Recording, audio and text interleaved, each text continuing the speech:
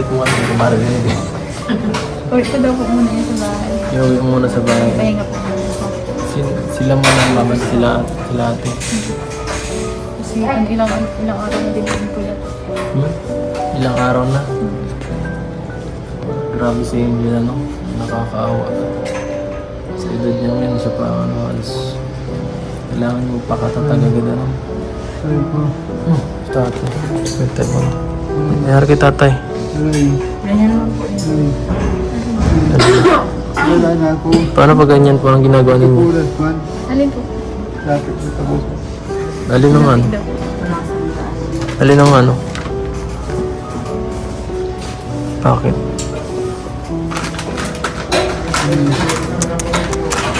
Ay, nakano lang siya.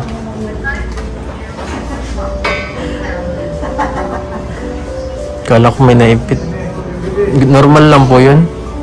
Na ganun siya? Sige na nga po ang ano niyan tawag. Kaya ano po yan po yung hindi lang nga siyang tawag.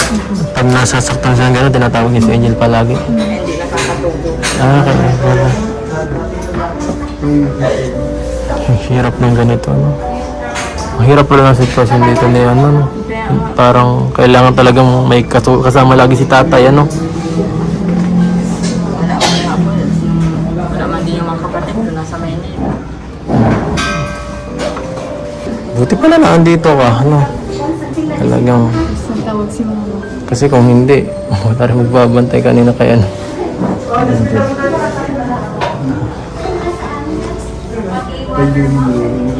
Ano daw? Puntahin daw po si Angel. Saan? Dito. Dito? Ba't mag-uwi? Gusto daw makita. Gusto makita ni tatay. Angel kung okay lang. Tara, tingnan tayo muna si Angel. Sige po tayo, puntahan mo namin na.